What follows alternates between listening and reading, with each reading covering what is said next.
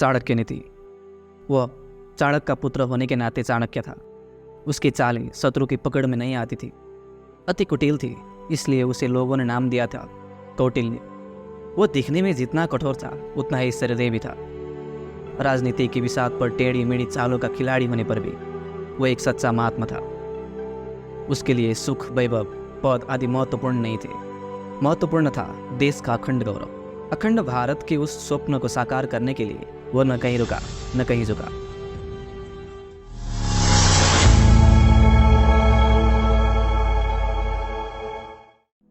पहला अध्याय। मैं तीनों लोगों, पृथ्वी, अंतरिक्ष और पाताल के स्वामी, सर्वशक्तिमान, सर्वव्यापक परमेश्वर विष्णु को सिर झुकाकर प्रणाम करता हूँ। प्रभु को प्रणाम करने के बाद में अनेक शास्त्रों को एकीकृत किए गए राजनीति से संबंधित ज्ञान का वर्णन करूंगा। सत्तम अर्थात श्रेष्ठ पुरुष। इस शास्त्र का विधिपूर्वक अध्ययन करके यह बात भली प्रकार जान जाएंगे कि वेद आदि धर्मशास्त्रों में कौन से कार्य करने योग्य बताए गए हैं और कौन से कार्य ऐसे हैं जिन्हें नहीं करना चाहिए, क्या पुण्य है और क्या पाप है, तथा धर्म और अधर्म क्या है, इसकी जानकारी भी इस ग्रंथ से हो जाएगी। अब मैं मानव मात्र के कल्याण की कामना से राजनीति के उस ज्ञान का वर्णन करूंगा जिसे जानकर मनुष्य सर्वज्ञ हो जाता है। मूर्ख शिष्यों को उपदेश देने, दुष्ट व्यभिचारिणी स्त्री का पालन पोषण करने, धन के नष्ट होने तथा दुखी व्यक्ति के साथ व्यवहार रखने से बुद्धिमान व्यक्ति को भी कष्ट उठाना पड़ता है। दुष्ट स्वभाव वाली, कठोर वचन बोलने वाली, दुराचारी स्त्री और धूर्त दुष्ट स्वभाव वाला मित्र, सामने बोलने वाला मुंहफट नौकर और ऐसे घर में निवास जहां सांप के होने की संभावना हो, ये सब बातों मृत्यु के समान है। किसी कष्ट अथवा आपत्ति काल से बचाव के लिए धन की रक्षा करनी चाहिए और धन का खर्च करके भी स्त्रियों की रक्षा करनी चाहिए, परंतु स्त्रियों और धन से भी अधिक आवश्यक यह है कि व्यक्ति अपनी रक्षा करे। आपत्ति काल के लिए धन की रक्षा करनी चाहिए, लेकिन सज्जन पुरुषों के पास विपत्ति का क्या काम। और फिर लक्ष्मी तो चंचल है, वह संचित करने पर भी नष्ट हो जाती है। जिस देश में आदर सम्मान नहीं और नहीं आजीविका का कोई साधन है, जहाँ कोई बंधु बांधव रिश्तेदार भी नहीं तथा किसी प्रकार की विद्या और गुणों की प्राप्ति की संभावना भी नहीं, ऐसे देश को छोड़ देना चाहिए। ऐसे स्थान पर रहना उचित नहीं। जहाँ क्षत्रिय अर्थात वेद को जानने वाला ब्राह्मण, धनिक, राजा, नदी और वैद्य, ये 5 चीजें ना हो, उस स्थान पर मनुष्य को एक दिन भी नहीं रहना चाहिए।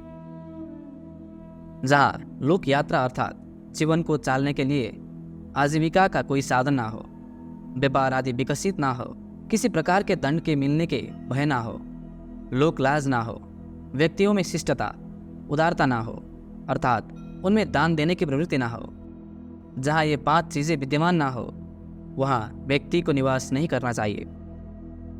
काम लेने पर नौकर चाकरों की, दुख आने पर बंधु बांधव की, कष्ट आने पर मित्र की तथा धन नाश होने पर अपनी पत्नी की वास्तविकता का ज्ञान होता है। किसी रोग से पीड़ित होने पर, दुख आने पर, अकाल पड़ने पर, शत्रु की ओर से संकट आने पर, राजसभा में, शमशान अथवा किसी की मृत्यु के समय जो व्यक्ति साथ नहीं छोड़ता, वास्तव में वही सच्चा बंधु माना जाता है। जो मनुष्य निश्चित को छोड़कर अनिश्चित के पीछे भागता है, उसका कार्य व पदार्थ नष्ट हो जाता है। बुद्धिमान व्यक्ति को चाहिए कि वह एक श्रेष्ठ कुल में उत्पन्न हुई कुरूप अर्थात सौंदर्यहीन कन्या से भी विवाह कर ले, परंतु नीच कुल में उत्पन्न हुई सुंदर कन्या से विवाह न करे। वैसे विवाह अपने समान कुल में ही करना चाहिए। नखीनाम अर्थात बड़े बड़े नाखूनों वाले शेर और चीते आदि प्राणियों, विशाल नदियों, श्रृंगणाम अर्थात बड़े बड़े सींग वाले सांड आदि पशुओं, शस्त्र धारण करने वालों, स्त्रियों तथा राजा से संबंधित कुल वाले व्यक्तियों का विश्वास कभी नहीं करना चाहिए। विष में भी यदि अमृत हो तो उसे ग्रहण कर लेना चाहिए। अपवित्र और अशुद्ध वस्तुओं में भी यदि सोना अथवा मूल्यवान वस्तु पड़ती है तो वह भी उठा लेना योग्य होती है। यदि नीच मनुष्य के पास कोई अच्छी विद्या, कला अथवा गुण है तो उसे सीखने में कोई हानि नहीं। इसी प्रकार दुष्ट कुलों में उत्पन्न अच्छे गुणों से युक्त स्त्री रूपी रत्न को ग्रहण कर लेना चाहिए। पुरुषों की अपेक्षा स्त्रियों का आहार अर्थात भोजन 2 गुना होता है, बुद्धि 4 गुनी, साहस 6 गुना और काम वासना 8 गुना होता है।